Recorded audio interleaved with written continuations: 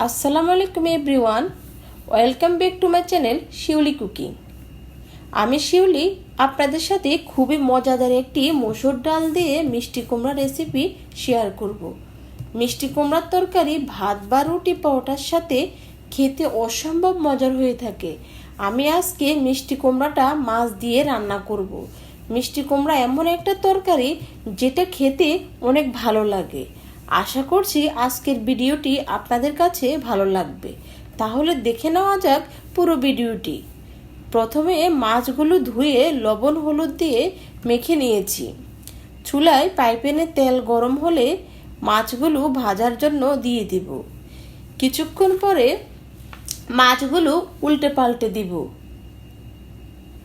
ভালো করে ভেজে নিব। আর আপনারা চাইলে যে কোনো মাছ দিয়ে এই কুমড়ো তরকারিটা রান্না করতে পারেন। মাছগুলো ভাজা হয়ে গেছে। মসুরের ডাল দিয়ে মিষ্টি কুমড়া রান্না করার জন্য চুলায় একটা পাতিল বসিয়ে দিয়েছি। দিয়ে দিব তেল।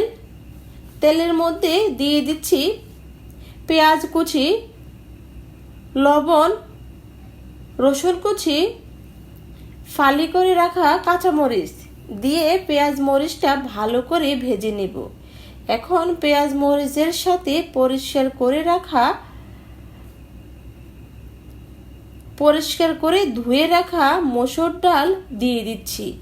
আর আমি মিষ্টি কুমড়া কেটে ধুয়ে নিয়েছি, এখন মসুর ডালের মধ্যে দিয়ে দিচ্ছি। মিষ্টি কুমড়া দিয়ে দিব।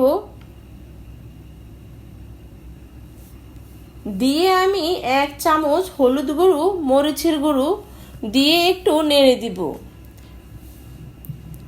কুমড়াটা ডালের সাথে ভেজে নিব।